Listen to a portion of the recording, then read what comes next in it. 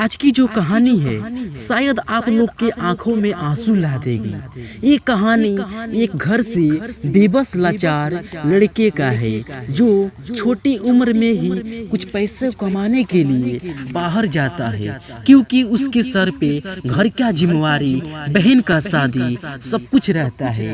वो लड़का जब अपने घर से बाहर निकलता है, जाते वक्त उसकी माँ के आंसू से आंखों से आंसू आ जाता है। वो लड़का पूरी तरह से रोने लगता है।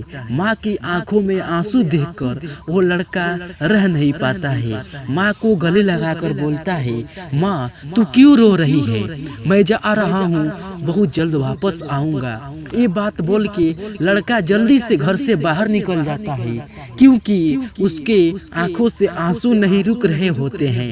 लड़का जाता है, ठीक ठाक चला जाता है, काम पे लग जाता है। फिर कुछ दिनों बाद पता चलता है वो लड़का उस कंपनी में किसी के चपेट में आकर, किसी के बहकावे में आकर दूसरे जगह चला जाता है।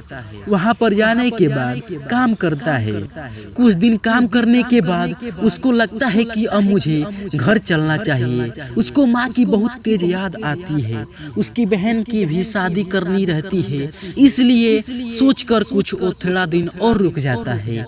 फिर बाद में ऐसा होता है कि उस कंपनी में आग लग जाती है। बेचारा वो मासूम सा बच्चा अभी खेलने वाला उम्र में जो बाहर कमाने के लिए गया था, उसमें जलकर राख हो जाता है।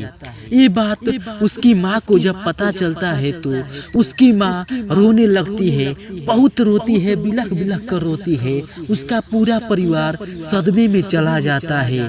उसकी माँ की ऐसी हालत देखकर उस कंपनी का मालिक जो ऑनर होता है उसकी माँ को 10 लाख रुपए देता है।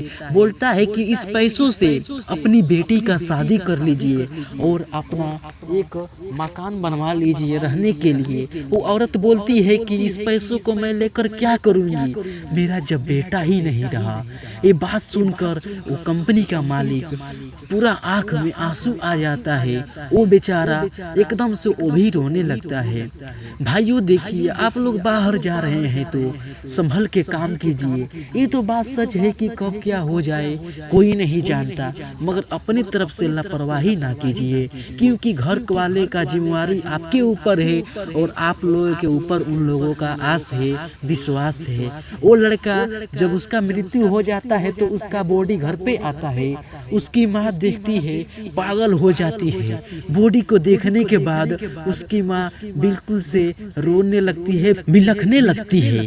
फिर वो लड़का उनके सपने में आता है।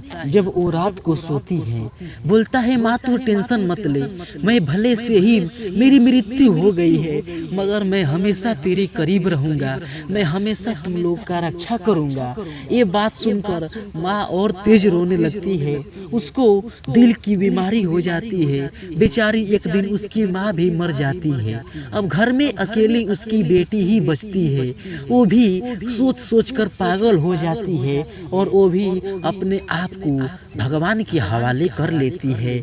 जब तीनों लोग यमराज लोक में मिलते हैं तो फिर आपस में बोलते हैं, माँ तूने ये क्यों कर लिया? माँ बोलती है बेटी से, तुमने ये क्यों कर लिया? फिर वहाँ पर तीनों लोगों को यमराज एक ही जगह फिर से पैदा कर देते हैं। एक माँ की गर्भाशय में जन्म लेती है और तीनों लोग जुड़वा बन के वहाँ पर पैदा होते हैं और एक ही साथ बड़े होते हैं। इस कहानी से आप लोग को क्या सीख मिला, कमेंट करके जरूर बताइएगा। धन्यवाद।